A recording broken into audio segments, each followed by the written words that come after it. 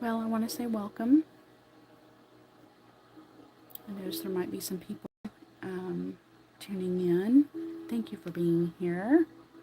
It has been a long week, I think, for all of us, and I'm so glad you joined me. If you're wondering what I'm working on today, this is actually a scrappy corner to corner blanket that I think I started sometime last year using the leftover remnants of projects that I had done in the past. I tried to start at the other corner. So this is where I actually started, was at this end, and slowly used up all the remaining little scraps in my yarn collection. I realized the other day that I needed to get back to this because I was so close to a finish. As you can see, this is the other corner. This is the corner I have left to do. So we might get it done today, or get really close to getting it done today. This was started out as a project just to kind of have a memory of all the projects I've either made for myself, made for others, given away, given as presents, given to friends and family, in addition to, either projects that didn't work out, or bits of yarn maybe that didn't have another place to go. But up to, I'm trying to, it's very heavy now, so it's pretty big. It's not a, I wouldn't consider this a blanket that would be like good, well, it won't cover an entire, like full size bed. It's not quite that big. It's probably more of a extra large lap blanket. But, up until, I'm going to say, around here is where I realized I had actually run out of scraps. So what I actually, well, that's not entirely true, because I know this sparkly green was a scrap, but it was used more than once. I mean, it's a rather large ball, so it was used multiple times. This color you can kind of see here was used more than once. It was almost a full ball. But here is for sure this color right in here. I realized I had run out of actual scraps of yarn, so I dug out all my minis, old advent calendars, old, maybe something that was paired with a sock yarn to make socks that I, didn't like the color combination necessarily, or I wanted to do something different. So, this one I know, this tealy orange one. Oh, and just to back up for a minute, I am holding, as you can see, yarn double. I think there might be a couple of sections in here where I actually had like a DK or worsted weight, so it is just a single strand, but most of these are marled, held double colors. But anyway, so this one in particular, this one with the teal and the orange, this was left over from a Fangirl Fibers advent that was Golden Girls inspired. So yeah, there are actually quite a few of those in here. I think this is one. I think a couple of these are. A couple of these are. And then I had some leftover 1 and 2 mini skeins from an old, like more than 5 years old Christmas advent. So I pulled those out, and just tried to make it flow. When I got here, I was trying to do kind of a rainbow thing, but I realized with what I had left, as I'm winding them up, it didn't quite work out. So there's a little bit of, blue, then green, then yellow, then orange, then red.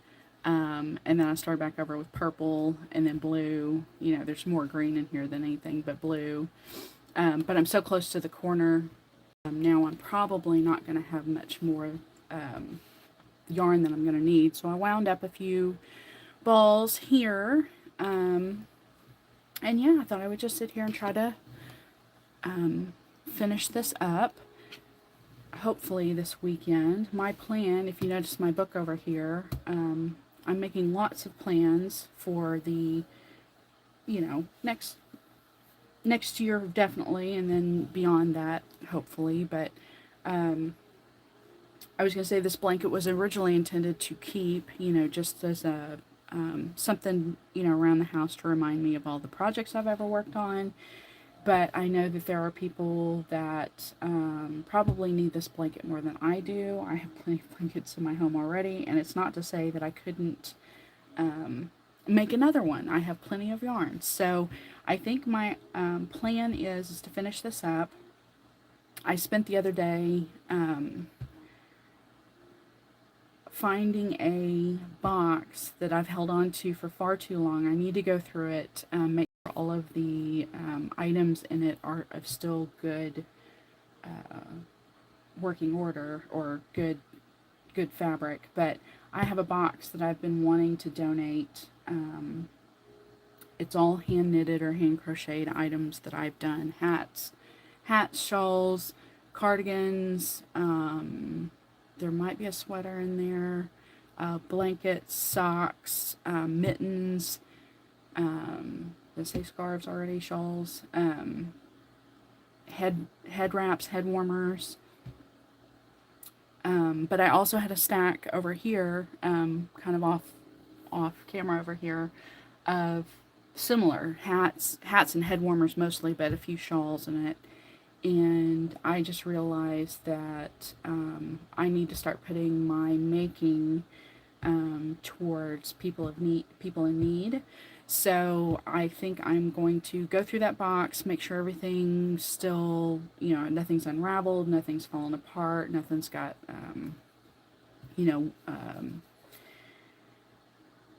any kind of, holes in them or anything like that. I have found actually there was a pair of socks that was actually, I had washed kind of recently and hung to dry in our laundry room, and there was also a shawl that I had rolled up over here that I realized both had holes, so I can't tell if the yarn weakened and literally the fibers disintegrated, or if it was something else. They say that's the first sign that that you maybe have moths in your house that you don't know about, or something like that, because that's all they like to do is just chew and chew and chew and chew and chew. So so I need to go through that box, make sure everything is decent and donatable, and then I think I'm going to split my donations up. Warm Up America is actually here local to me in Carrollton, which is, I put it on Google Maps the other day. I think it's like a 15-minute drive from my house. So they only are open to drive up or walk-in donations. They're only open Tuesdays through Thursdays. So I'll have to make time either during my lunch break or after work to go over there and drop these things off. But I want to split these up between Warm Up America and the other organization, I believe is called Knit the Rainbow. Oh, hi, Nitya. Oh, I'm so glad. I hope your travels are safe. Be careful. I'm glad you're listening. Thank you so much for being here. But yeah, so I think I'm going to divide these up, my knitted donations up between Warm Up America and I think the other organization is called Knit the Rainbow. So I've got to double check that, figure out addresses where to send to them. And then in addition to that, I just want to, I've made some plans for future craftivism type cross-stitch related stuff. I know you all have been really enjoying my burbs. I've got 2 of the 3 left designed. Just to try to stay ahead of things. Just need to stitch those 2 up for November and December, and then I need to design January's, and then I will be done with that. And then I think I have my next series that I want to do, and so I'm trying to work out my donation plans for adding on to where I would like to see my additional donation money going in 2025 in correlation with designing those projects. Those Burbs and Bandanas, I have to say honestly, have been absolutely lovely and wonderful, and I'm so glad I made that decision for me to do those. It slowed me down in my making to remind myself to make in memory of, in honor of, and think about and reflect on issues going on in the world, issues going on, in this case, locally. And yeah, I really, really liked the time spent with those patterns, the emotions they brought up, the feelings, the thoughts, the deeper reflection that I went through with those. So yeah, I want to continue that for myself. So I'm hoping that in the upcoming year, I will have another series. It'll be a little different in how they are designed and released, but the general idea will be the same. But I will speak more about that when I'm ready to get started on those and show those to y'all. But for now, I am going to keep working on my blanket. Yeah, I hope you all are well.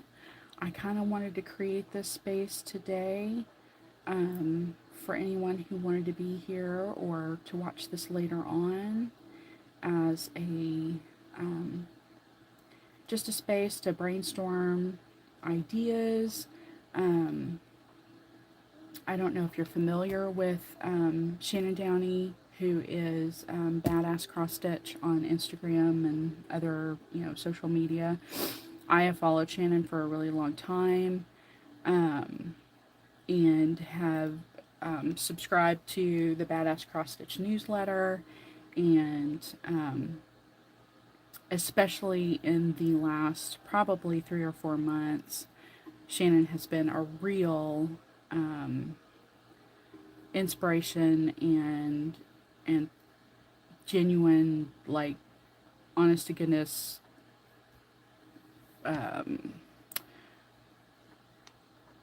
person that I've gone to help me work through, I guess, some of the the fears I have about things going on in the world, and how to fuel those feelings into something more, into craftivism, into just crafting in general, into organizing my thoughts and what I want to do, and where I want to see my personal time being spent. If I'm going to craft for the enjoyment, at least make sure that I'm doing more with that time, or doing more with that crafting than just crafting. I feel like a lot of things, crafting can feel very consumptive and very with a very capitalist overtone, that we need to buy, we need to spend, we need to. So if I'm going to buy and I'm going to spend, or if I'm going to take the time to invest time in something that requires money in order to enjoy it, then at least let that craft be worth the money spent, worth the time engaged in it.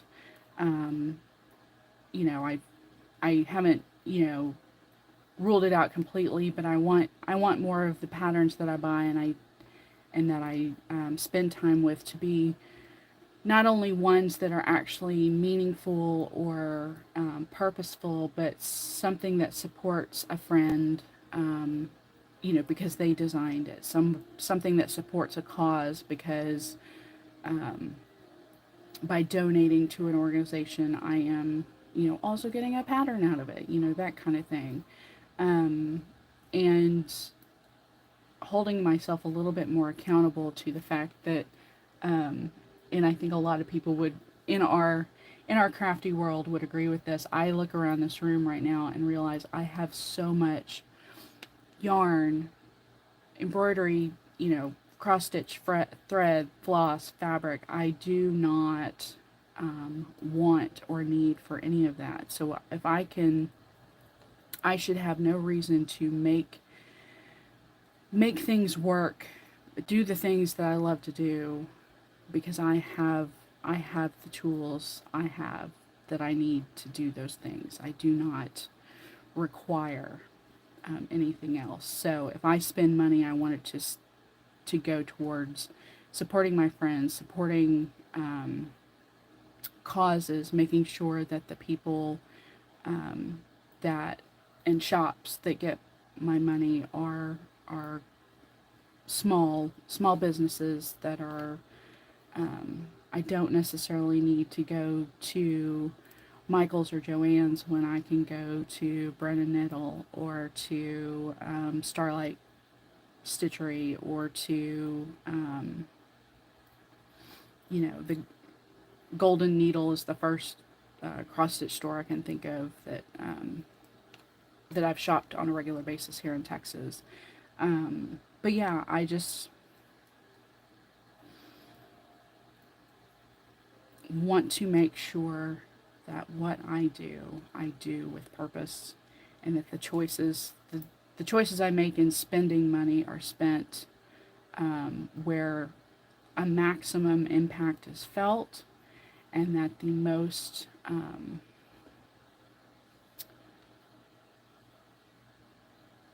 it's at the most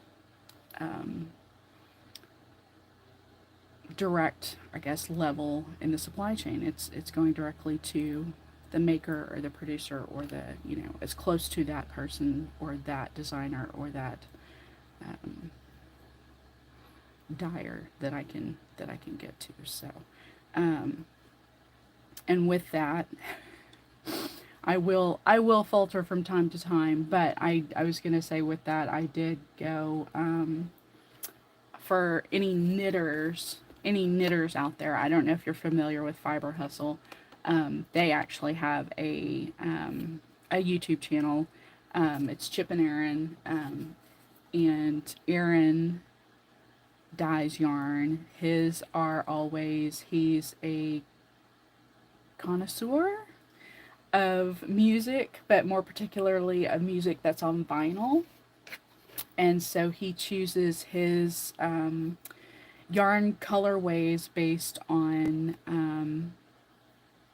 albums that he actually has in his collection. And I've bought previously, it might have been last year, because I finished the shawl that I made with it last year, but it was a colorway inspired by an Indigo Girls album. So, and I was very happy to get my hands on a couple of skeins of that. As a matter of fact, I think I still have one of the bands here. Yeah, this is it, Watershed. Um, and I wear that shawl all the time when it's cold, when it's cooler. I've worn it a couple of times to work. It absolutely looks gorgeous with a puffy it's kind of like a dreamsicle orange puffy vest that my mother-in-law gave me. It brings out the orange in the yarn. But yes, so I felt very fortunate because his yarns, he does very small batches, kind of very similar to Knitting Nurse Jasmine. So when he and Chip put stuff in their shop, Chip is a sewer, sewist. He quilts, but he makes these quilted bags for yarn, mostly yarn, knitters and crocheters and stuff like that. But usually when they put stuff in their shop, it goes very, very quickly. So I I always kind of, by the time they've done a YouTube video and they put it up, and then by the time I get around to watching it, and then I realize they've got new stuff in the shop, almost always the stuff that I want is gone.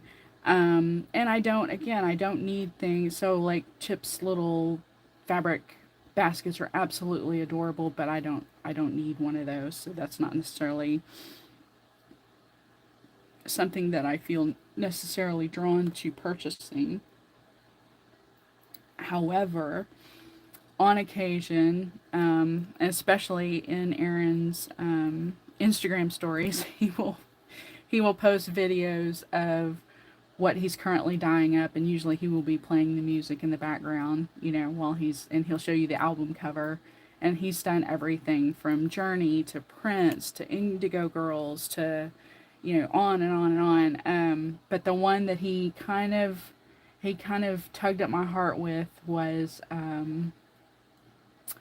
a he did a colorway for a De La Soul album, and they in the 90s I thought were the greatest thing ever since the beginning of history of hip hop of music. And I know that's so just, there are so many hip hop artists out there, but absolutely just De La Soul absolutely spoke to me. So anyway, it's sitting over there. I think I've got them not tucked away, but I think they're kind of over there in a stack. But they're bright yellow. Yeah, I was gonna say I absolutely adore. They put out a newsletter here a while back, and I signed up for it. And their newsletter is actually really nice because they don't bombard you with stuff. But when they have something to say, they have something to say. But anyway, so the yarn is bright yellow, like just here. I'll show you. Like this color yellow. I hope y'all can see that. Oh, you can't see that. Hold on. I don't know if I can reach it or not. I don't know if I can get it. There, just barely yellow. That's a Be Stitch Me Silk thread. But bright, Crayola primary yellow. And then it's got blue and red, and so yeah, it is so vibrant, and so I really, really, really want to do something special with it. I'd love to do another shawl. I think so far every shawl I've knit with yarn that I've absolutely loved has been with the has been the pattern, the Stephen West boneyard shawl. So I may do that again because that's what I did with Aaron's other colorway, the Watershed one, because it's just a very easy pattern. And it's one that can kind of be customized in the sense that it's a straightforward pattern, so you can knit it for as long as you want. But if you kind of run short, you can make how much yarn you've got, you can make it work. So all that to say that because it is such a bright yellow, I want to make sure it's a pattern that carries it well. And because of the color pooling with the red and the blue, I probably need to do maybe some kind of I don't know if I need it to be longer than just a swatch, because I need to make sure that I can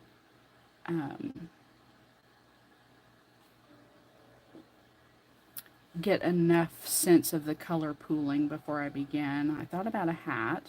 I did finish my Musselburgh hat, which, as a matter of fact, is sitting behind me. Also, this blanket's so heavy, and warm, I don't want to get up right now. So I will definitely do a floss tube here in the future when I can get myself together a little bit. But I finished my Musselburgh hat with that yarn from Geektastic Fibers, and that turned out really well. But the interesting thing that I'm so glad I saw was Knitting Nurse Jasmine when she knit her last one, the anybody who's familiar with that pattern, it's just a long tube, and basically it's from one crown, top of a crown of the hat to the other end that you tuck it inside itself. I mean, everybody's making them. I'm so behind on that on that bandwagon, so it's totally okay. But Jazz chose to take the middle section and actually do, instead of just knitting around and around and around stockinette stitch, chose to do an actual ribbing, so that when it's tucked inside out and it's worn, the brim, that bottom half of that hat is actually ribbed. And it was the most genius thing. And because of the way the hat is designed, especially now that I've finished the first one I've done so far, you kind of have to, it's just kind of a recipe for creating a hat. It's very slouchy, stays on your head just fine, but it is very loose. And if you're used to wearing a hat that has a brim, that has just something a little bit tighter to hold on to hold your head close, cover your ears really well, that kind of thing, then I can see where having that middle section, again, reversible, you can turn it inside out, wear it either way, makes so much sense. So I really think I might do that. And I think Jazz chose to change the color when the ribbing was done. I think it's like the bright yarn, and then I don't want to say it was just a plain like gray color, but I think it was more of like a solid tonal ribbing, and then went right back and picked right back up on the other side, and then down to the crown. And it actually ended up being, I took a pair of socks, and I think one of my this last burr I stitched, maybe, or the one before it, I can't remember which one. But when we went on went to a family reunion at the end of September, I just took a couple of projects with me in the car, and that hat ended up being the project that I got the closest to finishing. For that very reason, it was like I would just pick it up and knit. I think it worked out to be like 6 rounds. Was like a complete color pool, like one time all the way around, all the stripes in the colorway. So I think what I ended up doing was just do 6 rounds, and I put it down, do whatever, and then when I was ready, I'd pick it up, do 6 rounds, put it down. And about 6 rounds also ended up being about, it was either 3/4 of an inch or 7/8 of an inch or something, so almost an inch every time.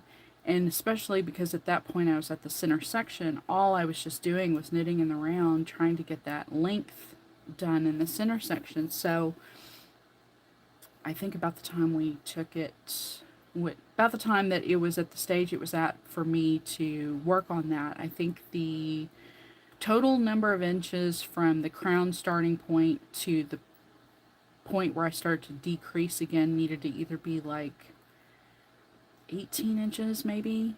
But the, just the stockinette portion, just that center piece, ended up being like, about 13. The first 5 was the crown. Uh-oh. Somebody has decided to join us. Are you going to come up here, sir? Y'all may see a cat here in a minute, because he's decided he's got to be part of the party. What are you doing? You can't stay in here. If I have to get up and kick you out, I will. Hey. Nope. Say hi. Oh, say hi, say bye. All right, get back down. Silly. So yeah, so I think the next hat I do because now that I know, it didn't take very long. It just took, you know, it just took a moderate amount of dedication to getting that center part. You have to be, you have to want to really just do a lot of stockinette stitch for a while. But once you do one of those hats, you realize how versatile they are, and they definitely are one of those things where you can, now that you know the basic concept, you can definitely play with the numbers, play with what size you want. Like the one that I made, I realized because of how loose kind of the fabric is from a hat standpoint, that I definitely know I'd want to make a size smaller or drop down a needle size or something like that, make it a bit tighter, to make it fit my head more snugly. But also, I definitely would like to try to add a middle ribbing section. I think that would be absolutely fantastic. But that is another great, like, I have so much yarn. I would love to knit a bunch of those to donate. So that's my other kind of future plans goal, is to, make sure that the stuff I'm working on, I don't, unless it's something for me, I don't really craft for gift giving necessarily. I mean, everybody I know in my life wants for nothing. I mean, I've had requests for stuff for sure, and I'm certainly happy to, you know, fulfill those requests. But I also know that there are far more people that don't have,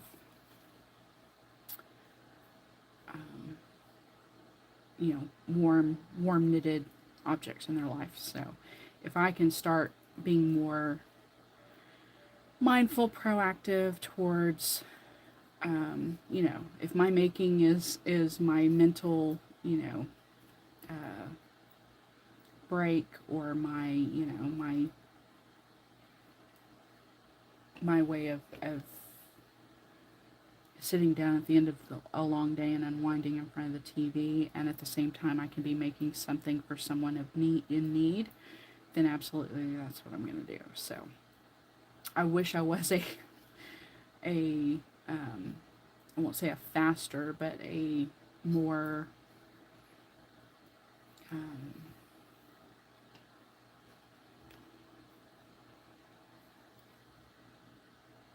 wish I was a knitter that just could sit down and do, and that's all I worked on, and then all the other things I want to work on too. But it always seems like I sit down projects like this. You have pets, you have kids that need to be taken care of. You have chores that need to be done. So I also have to tell myself, okay, you want to work on this blanket, or you want to work on these socks, or you want to work on this cross stitch. You got to get in there and get a load of laundry started. Make sure get the dishes in the dishwasher, get the dishes done. Make sure you get all your meal prep for the week, so you're not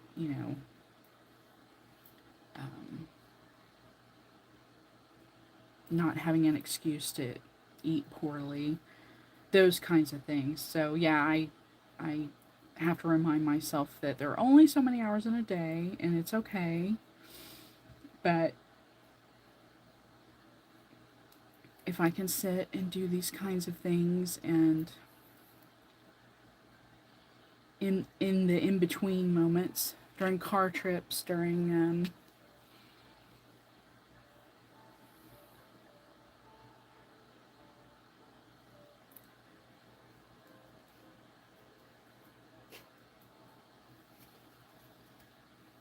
the downtime, I will.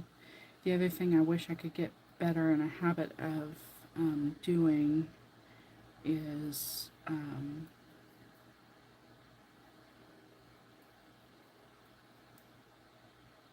being more focused. And I laugh as I say this, more focused on spending the time on the things I need to spend the time on. And by that I mean, I have found here lately, I get back, or I come back to this room because there are things I want to do. Like this book, for instance, I got this book, I think in October is when it was released, and I pretty much had it finished by like the last week of the month. And I basically read a chapter a day until life happened, and then I didn't pick it back up again for like a couple of weeks, and then I got it finished. It's not, and I say a chapter a day, it's not a terribly long book, and the chapters are not typical, like, I can't quite explain it because it's a nonfiction book. But she goes through each chapter, breaks down the process of being a activist, and or incorporating your activism into your everyday life. But more specifically, she gives you a chapter by chapter breakdown of how to find a cause and how to organize yourself and motivate yourself into doing something about that cause. And she gives an example in the book. So for every chapter, she brings back that example and says, in this chapter, we're going to talk about, deciding what your cause is. In this chapter, we're going to talk about organizing yourself to get that cause,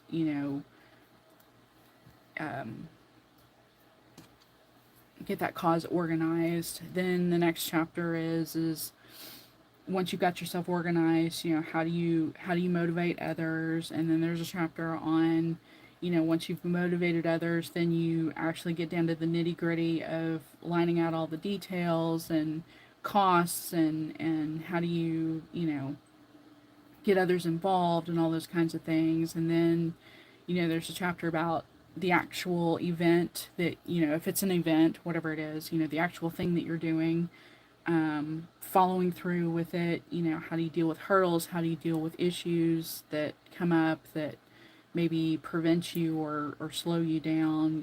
How do you make sure that it goes off smoothly? How do you, you know, follow through? And then the last couple of chapters about, one's about, looking at the event you did, and was it a success? Was it not a success? Was it not what you thought it would be? Going over the highs and lows of it, deciding whether or not you want to make it a routine thing, if you want to scrap it, if you want to try something different. And then also, you know, following through on all of the after future, future beyond the event. What do you keep in touch with those people? Do you create a organization? Do you, like I said, do you set it up to be something that you do every year? Is it something that you get other policymakers involved with because you want them to contribute in future, runs of your event, that kind of thing. But it's all very well lined out, organized. But it also, she gives you prompts in every chapter, every single one of those sections. She asks you, to, in your own creative process or in your own activism or craftivism or whatever it is, fundraising or donating, whatever it is you want to do. She asks you questions, asks you prompts, and asks you to take a look at and define things, generally speaking, and more, clear-cut, nitty-gritty, because, there are a lot of things I think we don't think about, and one thing that I talk to you again soon too. I appreciate you being here. Thank you so much. I hope your guild meeting goes really, really well. We'll definitely talk soon. But yes, it's definitely one of those things where it opens your eyes. It makes you realize you've got ideas, but this book helps you organize them, put them in place. It helps you remember what your goals are. It helps you focus your attention on what you need to focus on. It also makes sure that what you're doing isn't already done or isn't already done in the way that you want it, you want to do it. It makes sure that you understand the hurdles, that if you need to take a hard look at how much time, you know, effort, um, physical and mental exertion, all the things that you're going to put into a project, making sure that you have done the due diligence of making sure you are up for it, not letting others down, not and not that, sometimes, or not sometimes, life always seems to get in the way, but making sure that, if you can't follow through on a project, but you don't want it not to happen, that you have, the protocols in place, that someone can pick up the slack, that someone can be there for you, that someone can make the phone calls you can't make, that someone can organize the group when you can't make a meeting, someone can, pick up where you left off, making sure that you have other people that are as motivated as you are to do it, that if you have to step away for whatever reason, that that you can put it in their hands and they will continue on with the project, that by you shouldn't have to carry all the weight, and be the sole person, that a project lives or dies because you were the only one committed to doing it. So, it's a fantastic book. Anybody who hasn't or hasn't seen it, check it out. I think it's sold just about anywhere, retail. I think I purchased mine, either through Target or Barnes and Noble. I think they both had it. I'm sure it can be found at the House of Bezos if that's the most accessible for you. Um, then I'm sure Amazon will be able to fulfill that for you. It is definitely worth the price. I tried to look and see, like, for instance, my library doesn't carry a digital copy of it, and it may just be there is not a digital copy yet. But there might be a digital copy, like if you went through Barnes and Noble or somebody like that that does sell ebooks, there might be a digital copy. It may just be that the library's just, or my library in particular, just isn't carrying it yet. Um, so definitely check your library if if purchasing the book right now is not feasible for you. Completely understand. And if your library doesn't have it, ask them. That's the thing about public libraries. They're there to serve you. It definitely should be something that if you need access to that because you have a project in mind, that you should absolutely um, do that. So yeah, it was an absolutely fantastic book. I'm so thrilled that she released it, and especially the timing of it. I could not be more appropriate right now.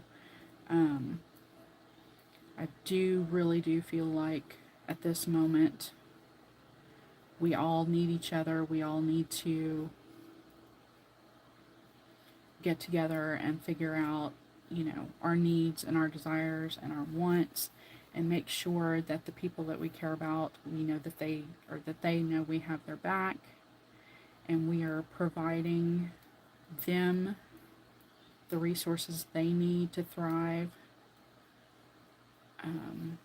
whether that's you know, taking them out for coffee every once in a while, calling them, calling them on the phone, making sure that they have someone to listen to. I was just talking with a friend the other day that I haven't seen in a really long time. She's a former coworker from like, I don't know, 15 years ago. That her husband is military, so they move around a lot. She moved from the Dallas Fort Worth area and went on to Georgia, and now she's living in Michigan. And we had a lovely little chat the other day, and she said, now that they're settled in their new home, she's like, you definitely have to come visit Michigan. And I'm like, yes, Michigan is one of those states that's on my list of states that I would love to visit. There are just a lot of beautiful, beautiful, beautiful places in Michigan that I would love to see. So yeah, we're definitely making plans for the future for that. It's really hard. Sometimes I think we all find ourselves just grinding out day-to-day life, and when the people you care about move a little further away, it's so much harder and harder to get to see them on a regular basis. So definitely need to make more time for that. But yeah, that is where my head is at. Those are my future plans, trying to motivate myself to give more, give back, craft with intention, craft with purpose, craft for a good cause. Like I said, I hope this blanket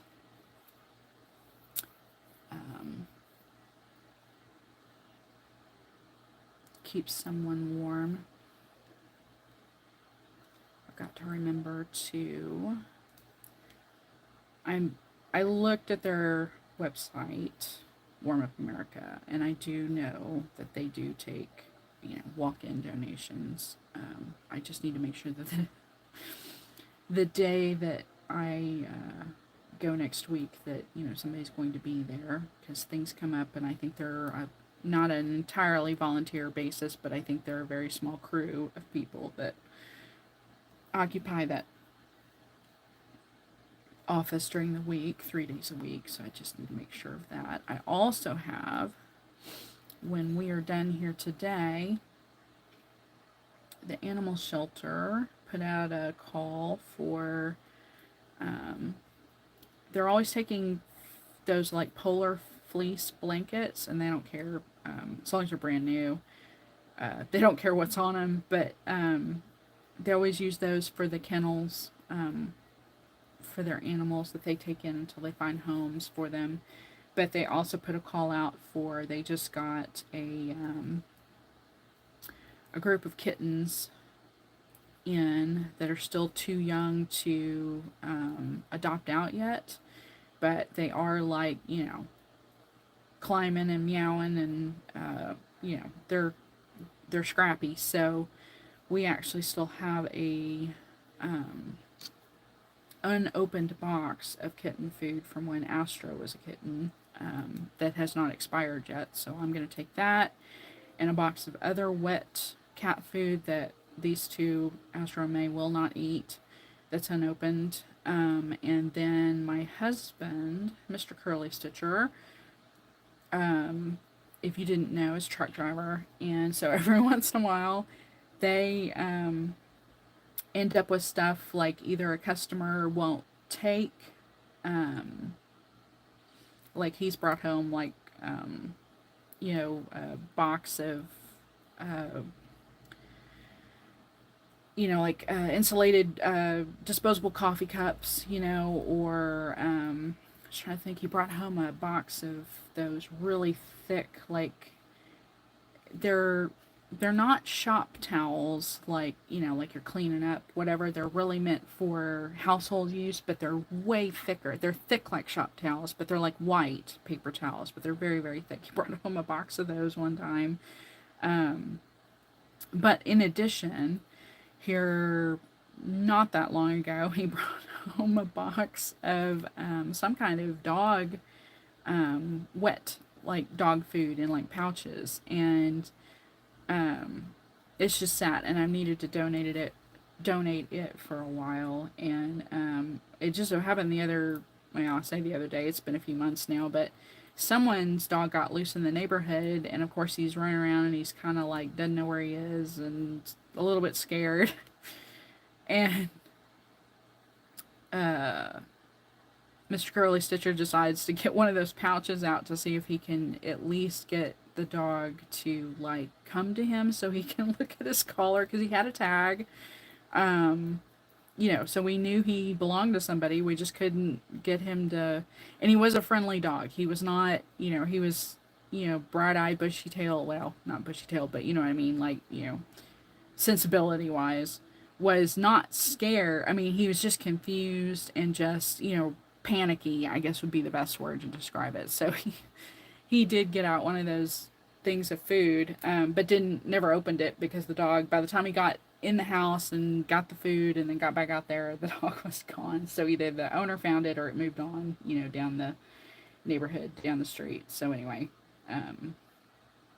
but yeah, so we've also got that box of dog food that could definitely be used by the animal shelter, and I've just been meaning to take it over. So that is also a donation I'm trying to make sure I get done, because I don't, it's also Veterans Day weekend, so I need to make sure they're open, because I know like a lot of city services are closed this weekend for the holiday on Monday, and I know that animal services isn't always, they're always on call, but their offices may not be open, so I need to call or go online and see if they're closed for the holiday this weekend, and if so, then what I'll do is I'll make plans maybe on Tuesday to go over there and drop that food off. But it's it's been sitting in our laundry room now for a while, and when they put out the request for the kitten food, I thought, okay, this is a good time. It's a good time to do it. So that is my plan. Let's try to look and see. We are an hour in. I kind of forgot where I left off on this, or started on this. I should have put a progress marker. I'm never good at remembering to use those, but that's okay. So yeah, I am making plans, also keeping track of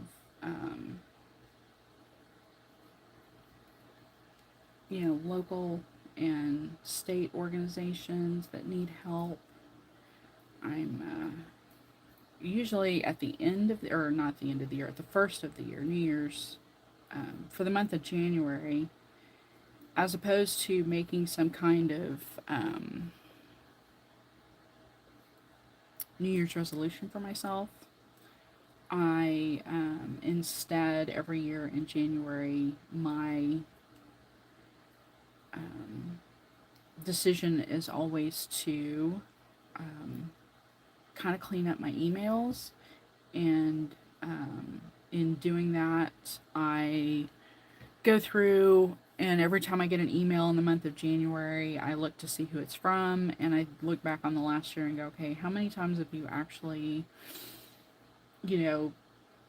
clicked through the email, read the email, or did you just swipe and delete it, like without even opening it? So I've actually started doing that kind of early, but the other thing I've been trying to do is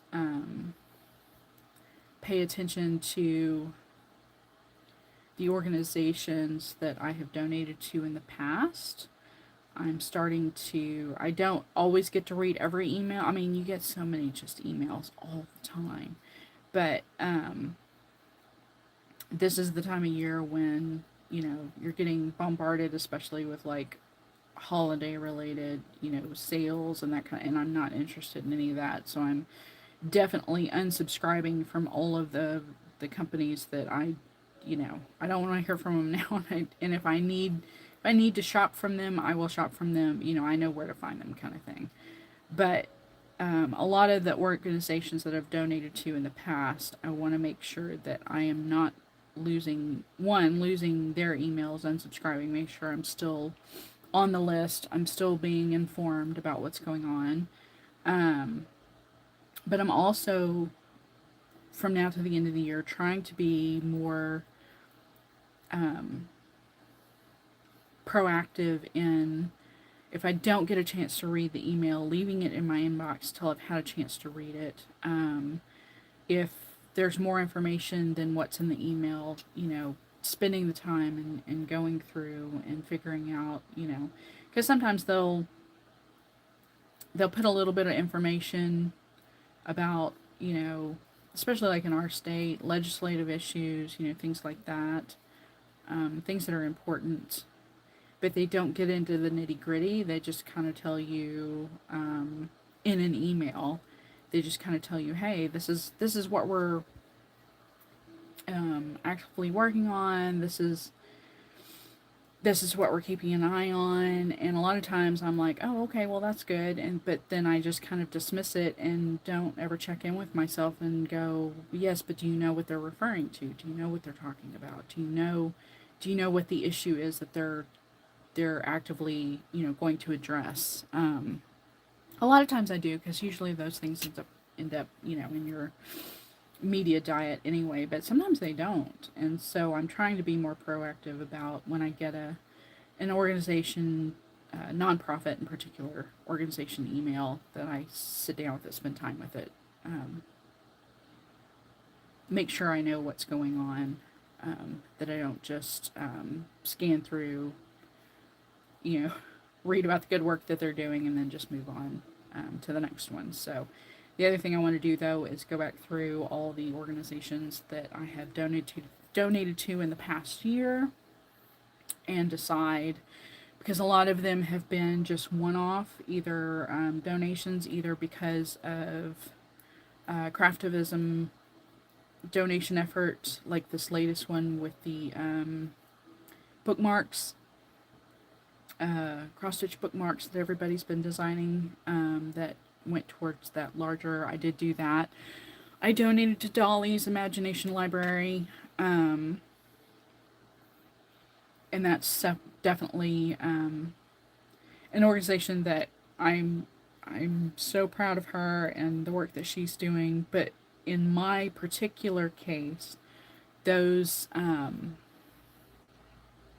that money I would not necessarily donate to her library organization every year. I would turn right around and donate to local literacy organizations here in the state of Texas. There are plenty of them, and to me, that's more.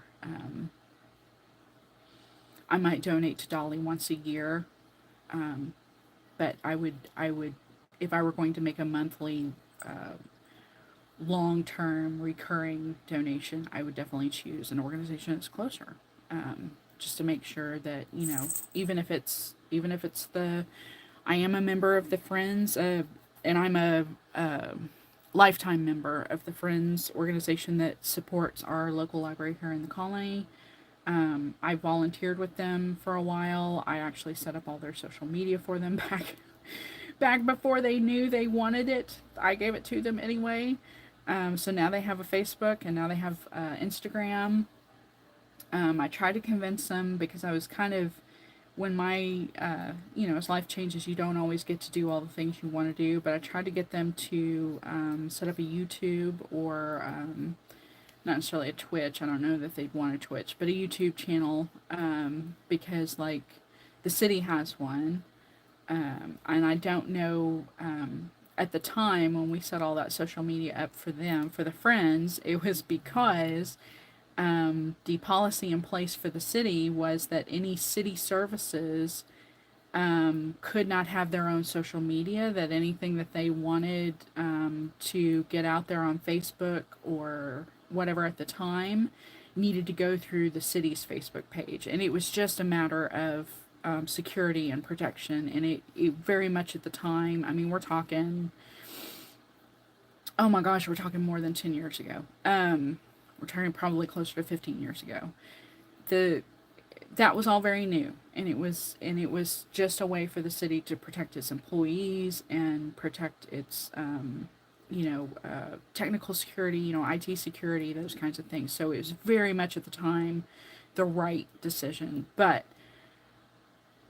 so I offered to create the Friends Facebook page for the Friends organization, but it gave the library a way to get information out there on social media outside of having to vet everything through the city's page, because it wasn't just the library that used that page at the time. It was the library, it was animal services, it was the police department, it was the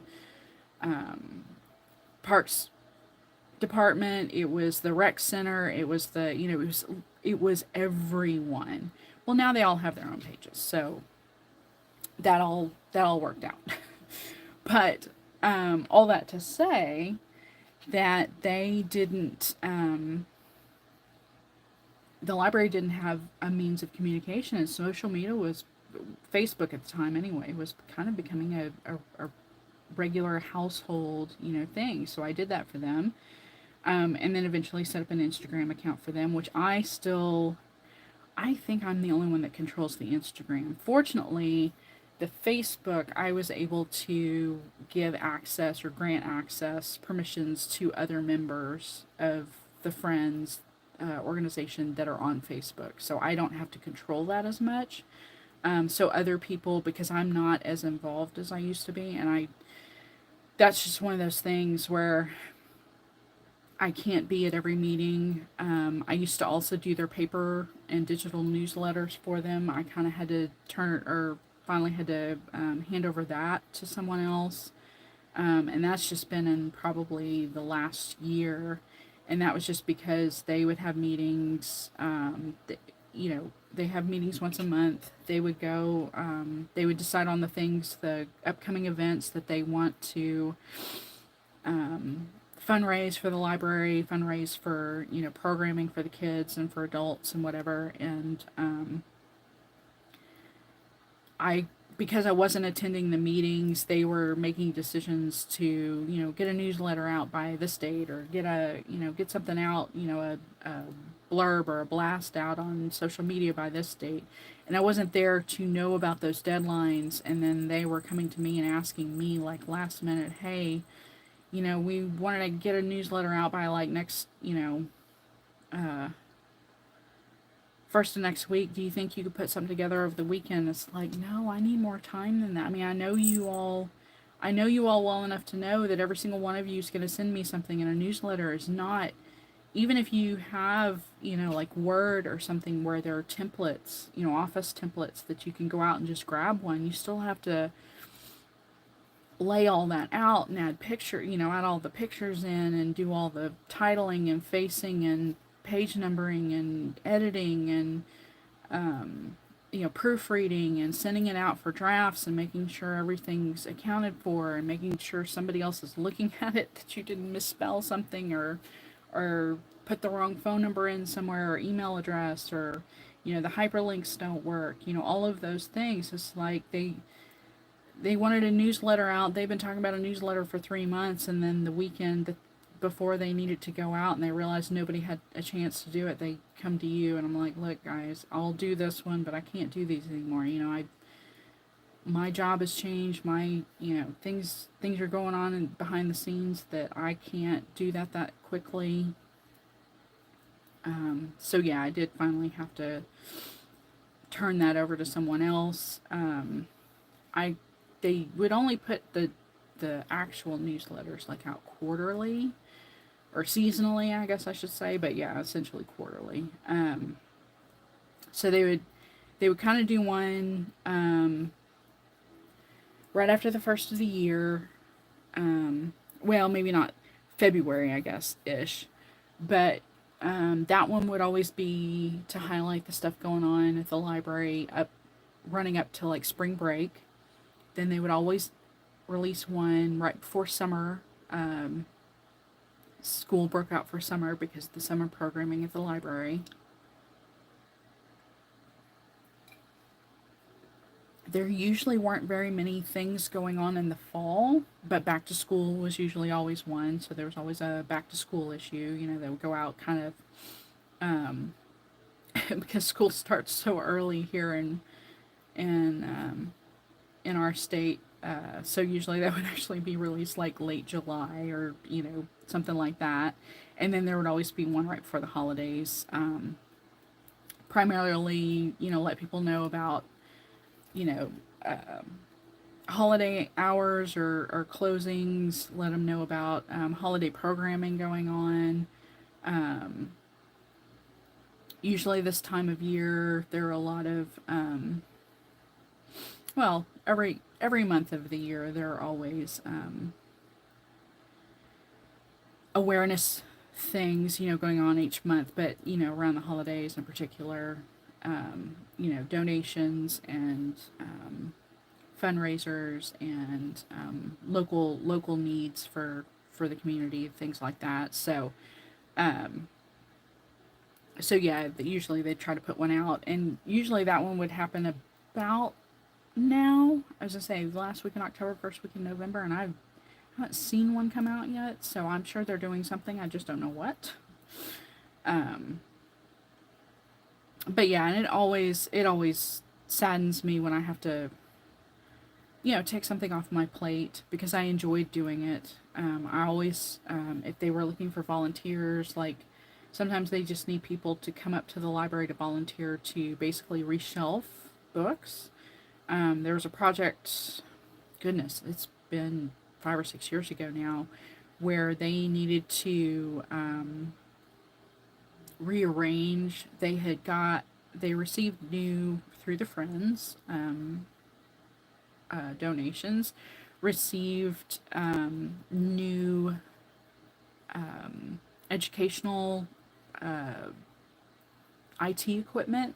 And I say IT equipment because they're obviously all computer driven, but they weren't specifically computers. They were like tablets and touch screens and stuff like that for the children's area, for literacy and for language skills and stuff like that.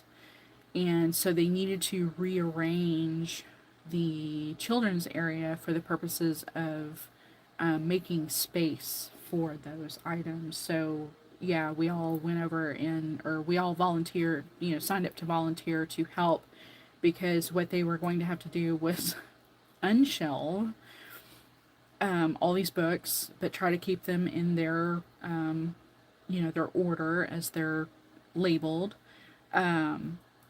Move all of the shelving, and then put all of the books back.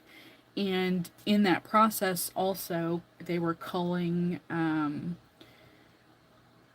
duplicate copies of books that were not very popular, or adding new materials to the shelves that they had just received in. So it was kind of a multi-stage process, because essentially what they were trying to do was, since they had to pull all the books off the shelves anyway to get the new equipment in that space and rearrange all the shelves in another area, then once it was time to reshelf the books that were pulled, to then also incorporate the new material into that space, at the same time, and also make sure that the duplicate material that they were going to either donate or use as a fundraiser by selling it at a used book sale, essentially, that was all then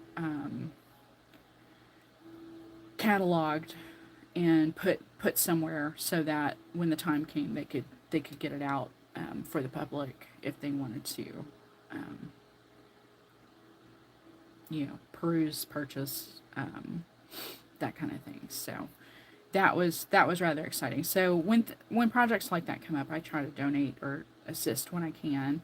The other thing I do still try to do also is, and I haven't been able to do this lately, and this has just been because just, you're exhausted all the time and sometimes the timing doesn't work out. But I've also tried to, when there has been a friend's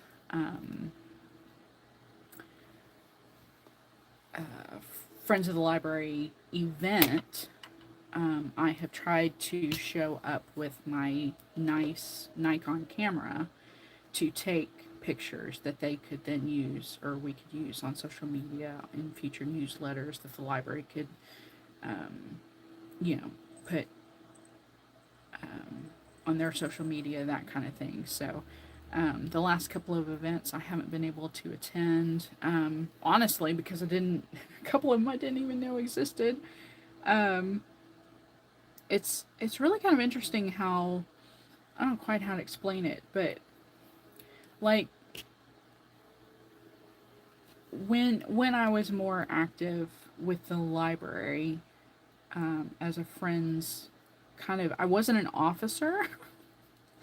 I was just the, newsletter editor and social media person. But when I was more active with them, I went to meetings regularly, so I got to hear about the things that were coming up and going on and things that they needed to fundraise for and those kinds of things. But then now it seems like the all that to say that I there was a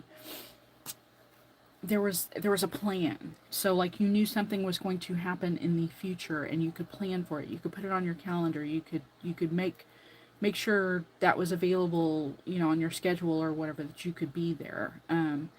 A good example was, I think there are currently 5 little free libraries in the colony.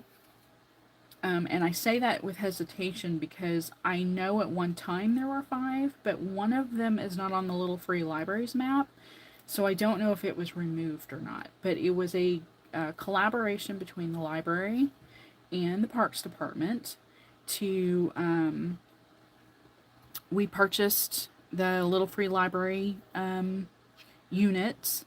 I think they were pre-decorated. Like the ones that we purchased, we told them how we wanted them to look, and they came already painted. But I could be wrong. It could be that we bought them as raw wood, like a unit, and then somebody decorated them for us. I don't know. I honestly can't remember. Don't know that for sure. But either way, coordinated with the Parks Department for someone to go out and install them at the more popular parks by the kids in our community. So there was one, the first one that was put in was actually put in as a memorial for one of the members of the Friends organization who had passed away. The husband was a widower, so he basically showed up to the event. We dedicated it to his wife's memory, and then proceeded to, take pictures and have kind of like a little ribbon cutting ceremony. Then, pardon me, the second one was put in at another park. Again, ribbon cutting ceremony, whatever, all those fun things. A little speech given by the president of the Friends organization, members of the library there to, make sure that it, like a dedication ceremony essentially. Then the third one went in, and I can't remember if it's the third or the fourth one, which is the one that I'm not entirely sure if it's there or not now. But the day of the dedication, the weather was the most atrocious, like flash flood, just rain just coming down but sideways. I mean, it was just wild. So we had to reschedule that one. And then since then we've had 2 more installed. So that one is the one that I don't know, because it's not on the map. I don't know if something happened. A couple of times we've had vandalism occur. The little door has like a little, knob, but it has like a magnet latch to keep it, securely closed. But it has a piece of like plexi, acrylic glass.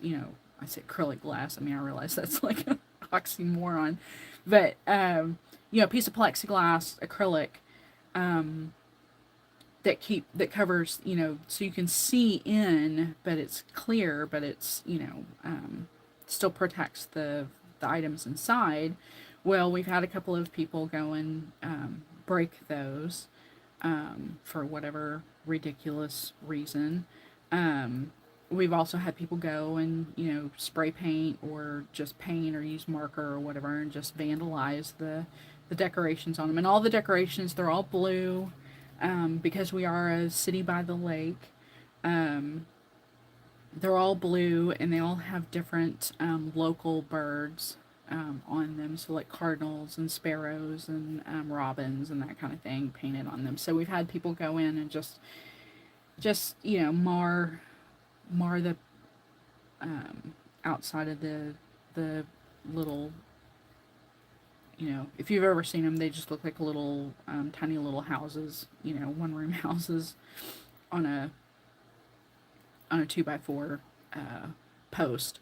So anyway, so I know they've had their struggles because I think because it's been a collaborative effort between the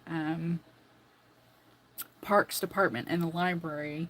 I think sometimes nobody's willing to. Well, the parks department will go out if they are damaged. If they, like when the glass is broken, we've had the parks department go out and actually replace, that. But when it comes to being painted over or marker or whatever on them, it's, I think some people go back and forth about, well, who wants to take responsibility for cleaning that up, because technically they are owned or run by the library. So even though the parks department might go out if there was vandalism on a playground or something like that, they don't necessarily always feel like the library, or that they should be responsible for cleaning up the vandalism on property that technically is overseen by the library. So they don't mind, don't mind making repairs because they realize that's not really in the,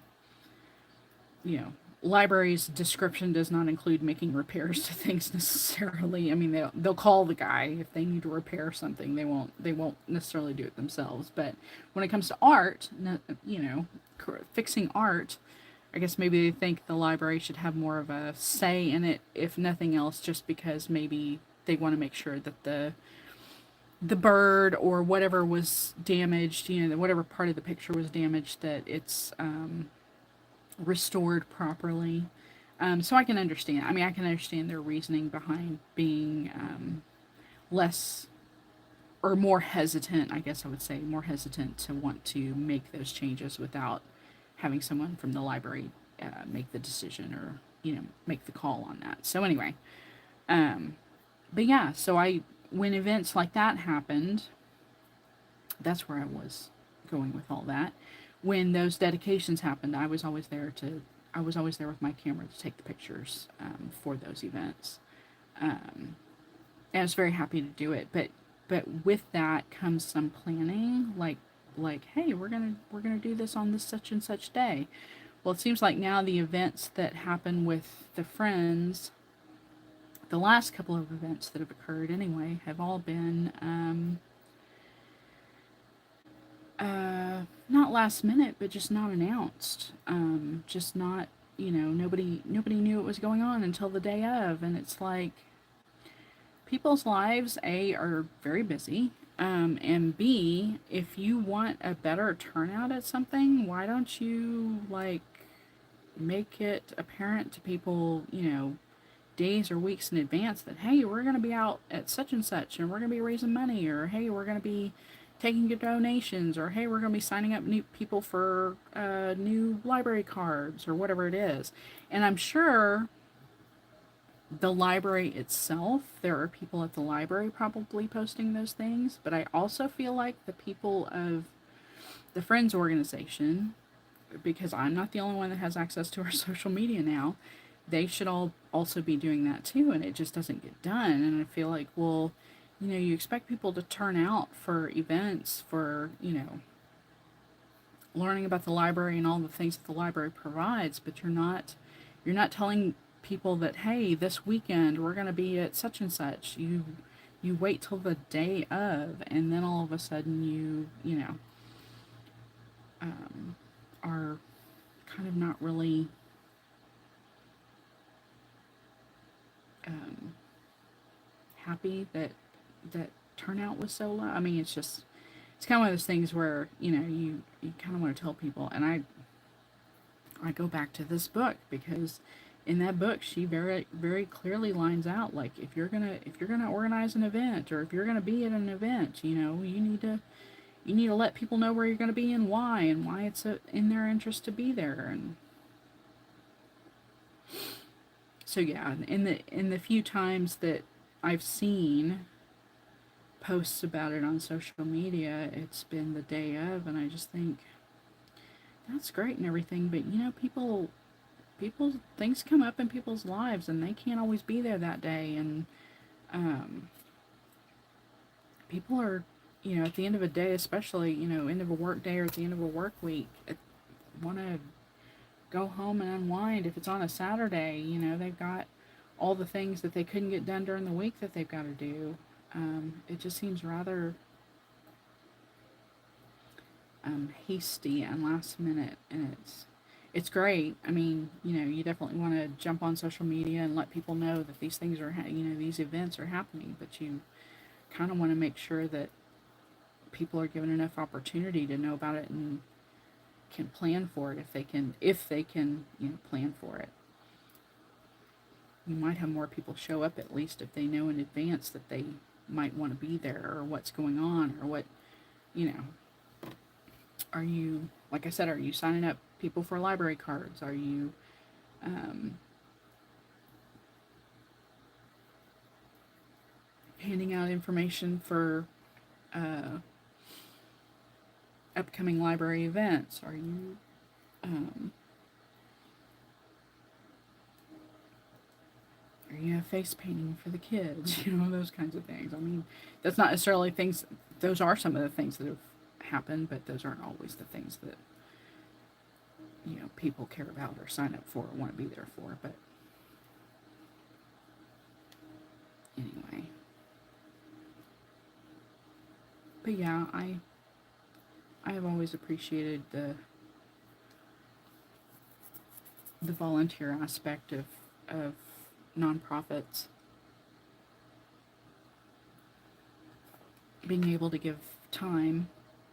Time is such a valuable resource that I think a lot of people don't realize that it's so desperately needed by nonprofits and um,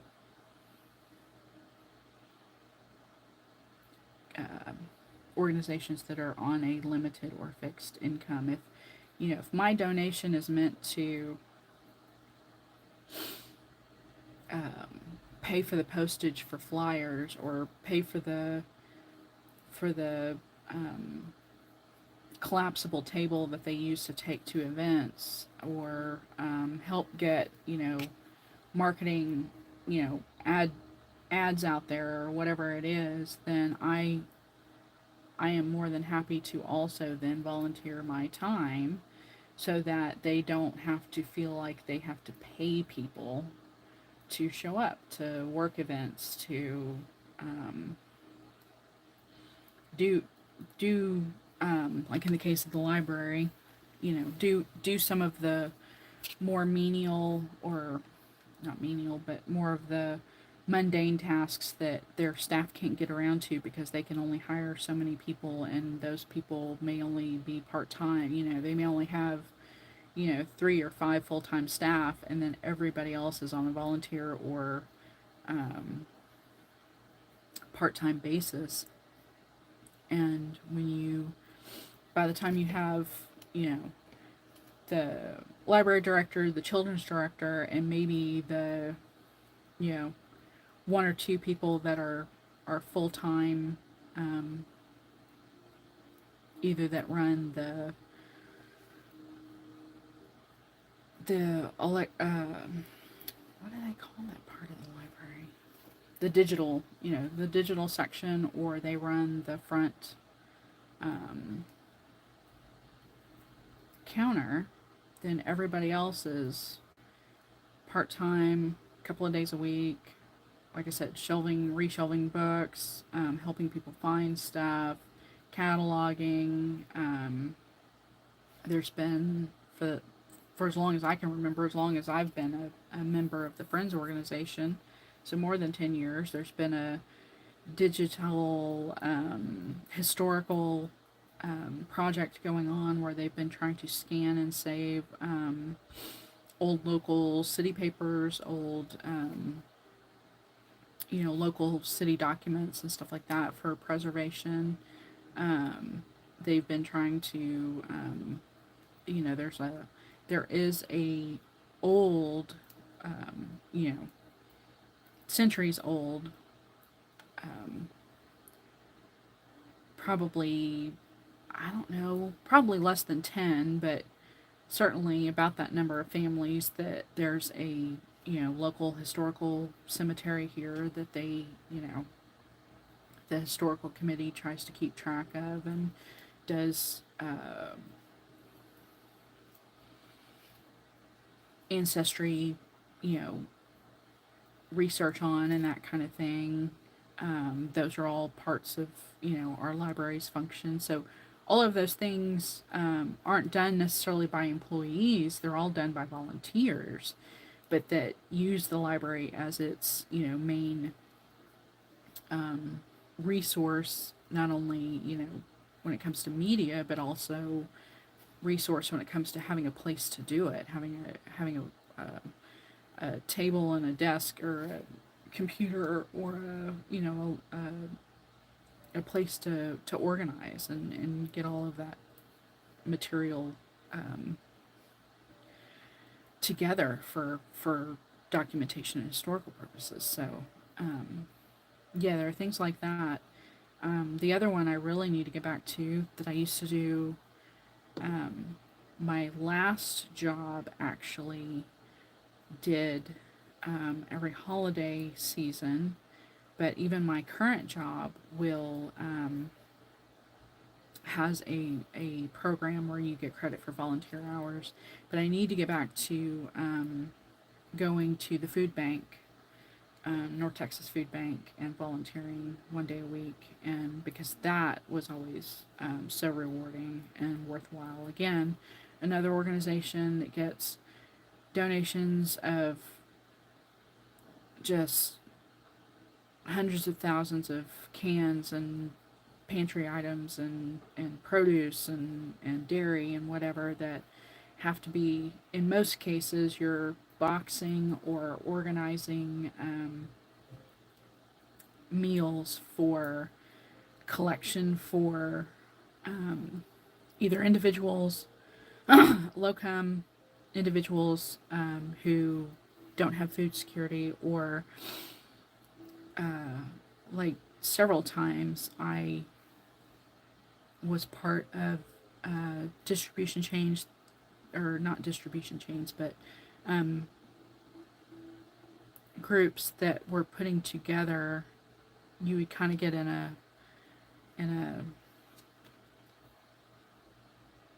a long line on either side of a conveyor and pre-pack boxes for, basically, it kept a certain number of meals that were then donated either to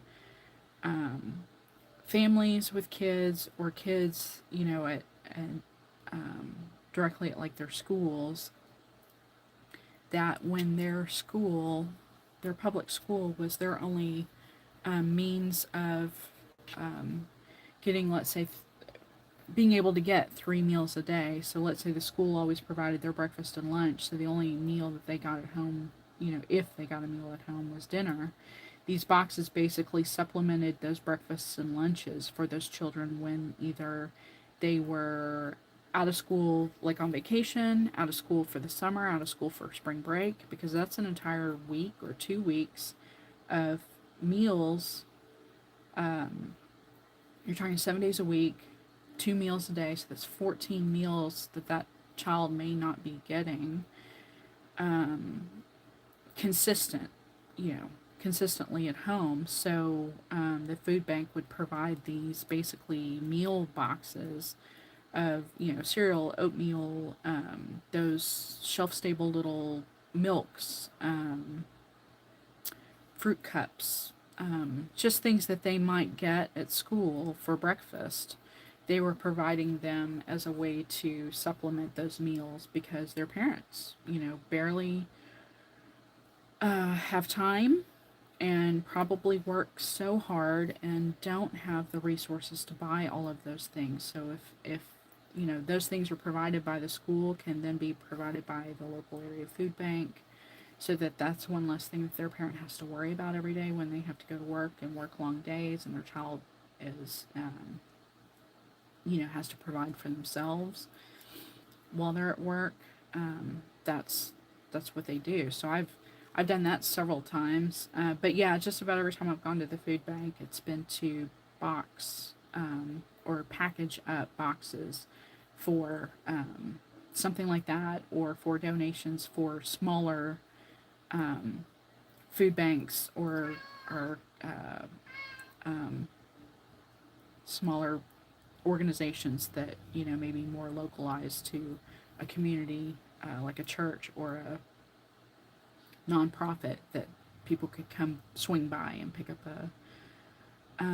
you know, a supplementary food box that just kind of filled in the gaps of things that they couldn't get from their store, couldn't afford. You know, if they can only afford, or if they can't, if their assistance program only provides a certain dollar amount, then these boxes would fill in the gaps for the things that they couldn't get or that they couldn't afford, or items maybe that aren't covered by food assistance, and they just don't have the funds to buy them, that kind of thing. So yeah, I do need to, that's another thing I need to put in my plan book, is to make an effort. Probably that would be a hard ask, would be once a month. I mean, that would be ideal, would be once a month, but I'd say once a quarter, once every 3 or 4 months. I really should make an effort to go. And the problem, or not the problem, but the thing you always see that the food bank in particular runs into is the fact that everybody wants to help when,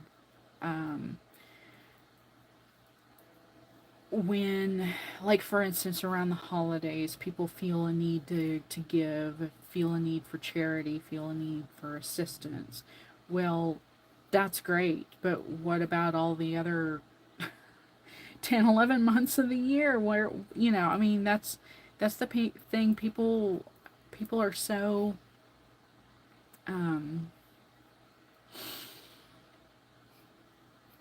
discerning, but so I don't know, performative, I guess, for lack of a better word. That's been thrown around a lot here the last week or so. But yeah, people are very performative in their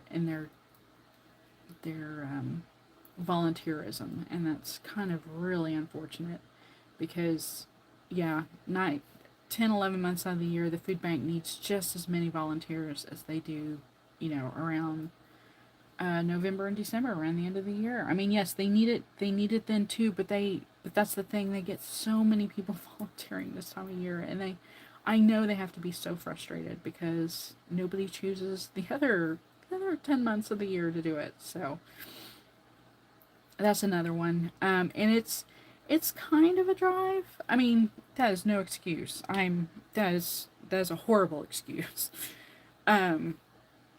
But it is not. It will have to be this is the day I go to the food bank. You know, put this on my calendar. This is the day I'm doing it.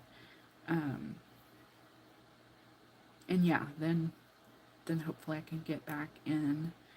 And they are ones that I think I get mail from them, but I don't think I get emails from them. And I think it was probably because it was signed up under my old employer's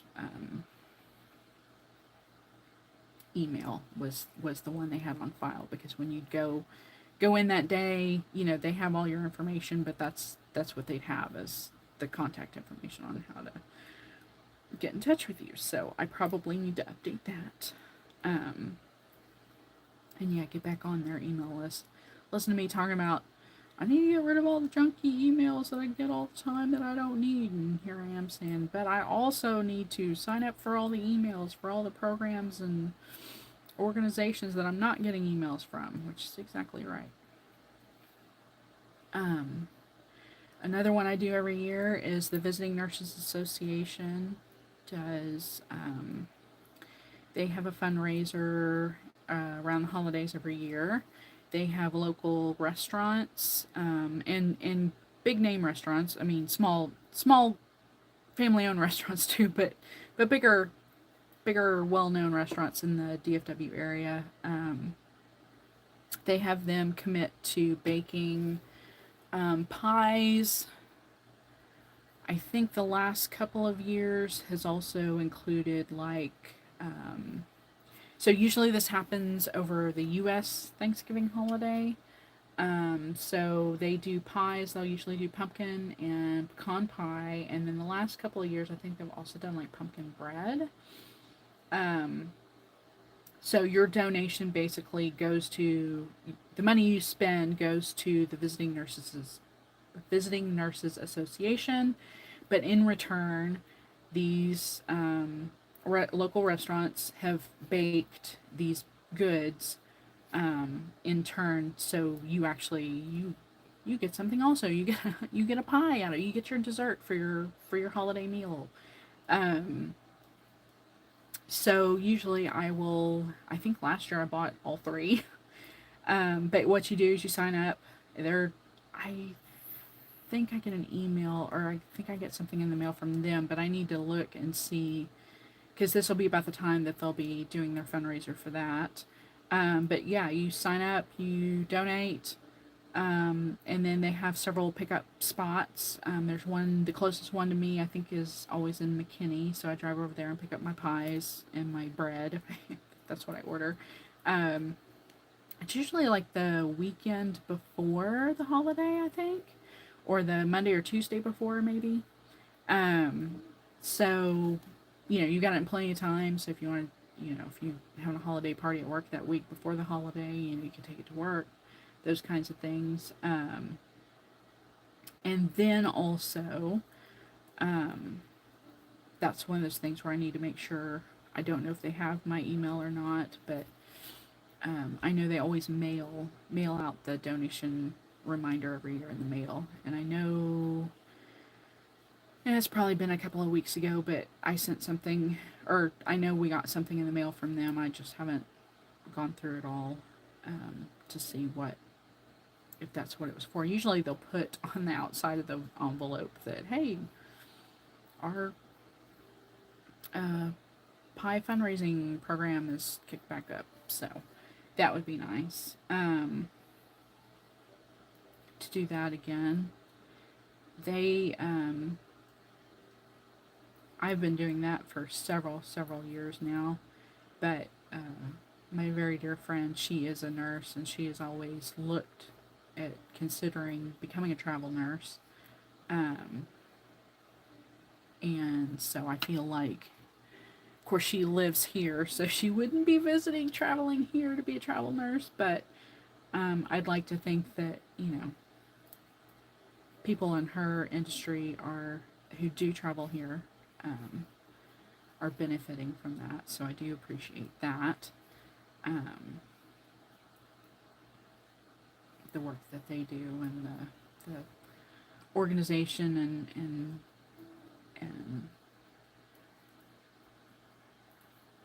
effort that they put into making sure that visiting nurses, who travel here, travel nurses that come here, are taken care of while they are working in the DFW area. And then I just need to get on.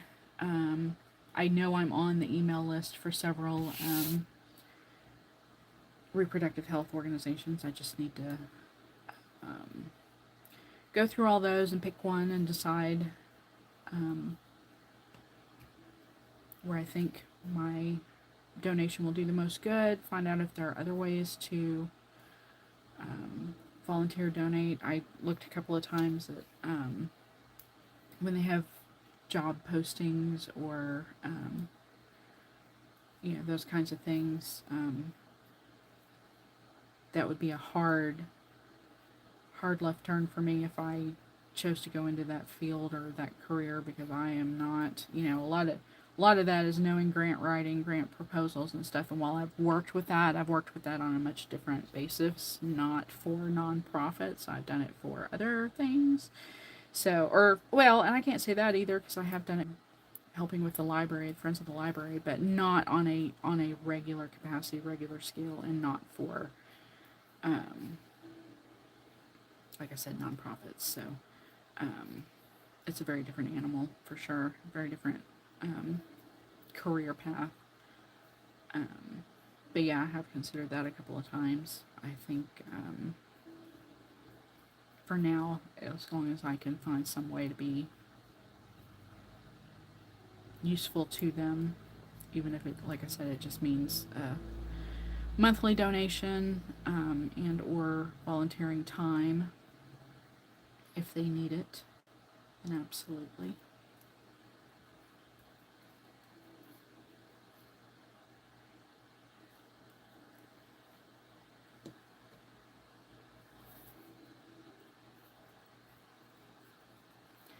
We are just about at the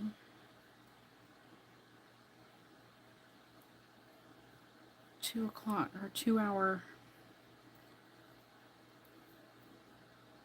limit here. I am probably going to let you all go very soon.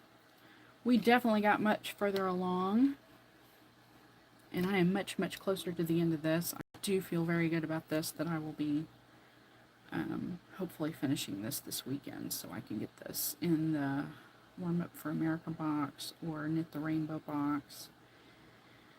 Depending on, I've got to figure out, I want to try to divide those up evenly as best I can, but I recognize that this will probably end up in the Warm Up America box, because the Knit the Rainbow box, I'm almost positive, they might take blankets, but I'm almost positive they're definitely in need more of accessories, clothing and accessories. So I think that's what I'm going to do, is try to, if I put this blanket in the Warm Up America box, I just make sure that the equivalent number of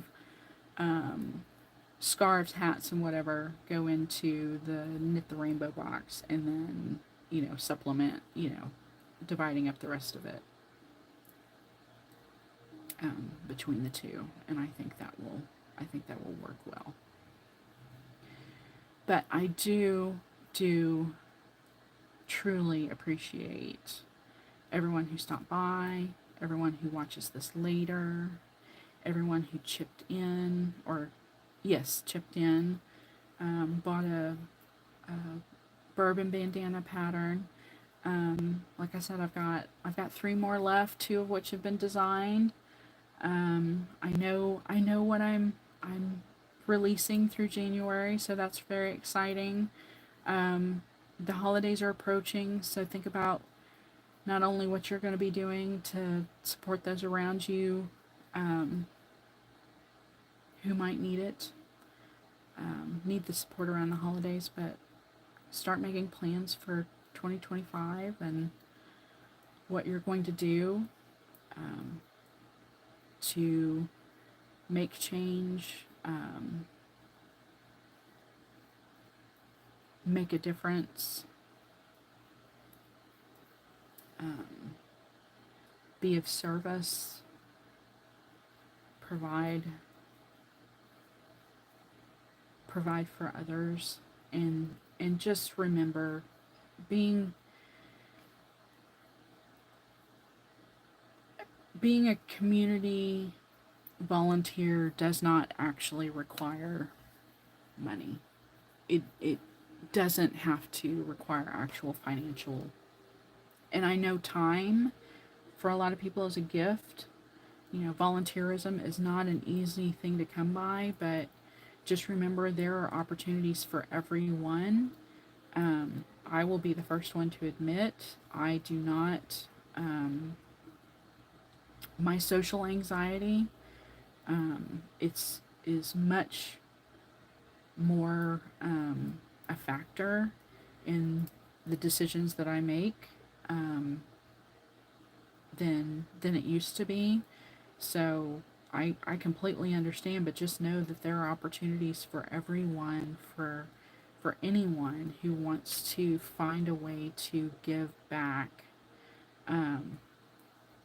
Yes, I don't necessarily want to stand out at a table for Warm Up America handing out hats and scarves and but I'm more than happy to sit at home and knit and crochet them for people that can then benefit. People need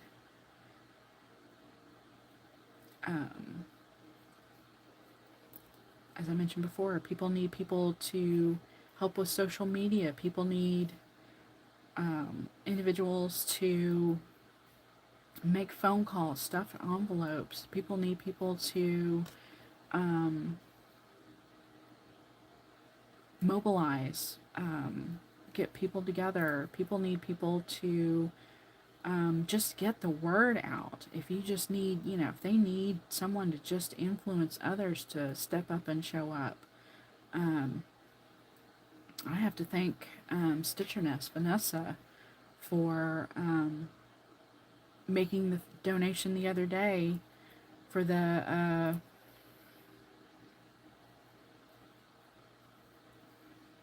I don't know if it was the Southern Poverty Law Center or someone similar, but the fact that Ness made the donation and it showed up in her stories and in my Instagram, I immediately was like, yes, please. So I absolutely, and that's all it took was her just doing her part and posting it on social media. It's like that that can be such a motivating factor in and of itself. Just remember you can influence people just by your actions, your words, your motivation, your suggestions, your compassion, your volunteerism. So even are if you don't think you have the capacity to help, you have the capacity to help more than you realize. So don't ever forget that. You can be just as valuable to a nonprofit just by giving them a platform for people to notice that they exist, or to remind people that they're here, they need support, they need help. And that can be just as valuable to them, because that was marketing or advertising that they did not have to pay for. So you've actually paid it forward on behalf of them and gave people a means to reach out and help. So just remember that everything is effective. Everything that you think requires some kind of actual monetary donation, it you can do so much more just through an act alone. So I appreciate you all being here. I appreciate you taking the time. If you come by later, thank you for stopping by. Nitya, thank you for being here, my friend. I hope we get to see each other again really soon. We'll have to we'll have to chat offline in our DMs or something, and come up with a time where we can all actually get together on a YouTube live that works with everybody's schedule. So is I hope you all take care of each other, take care of one another. I will be back probably one more time, I hope, before the end of the year. I would love to do another one of these, get some projects finished, and have y'all hang out with me while I get them done. So take care, everyone. Be kind to yourself, and I will see you next time. Bye for now.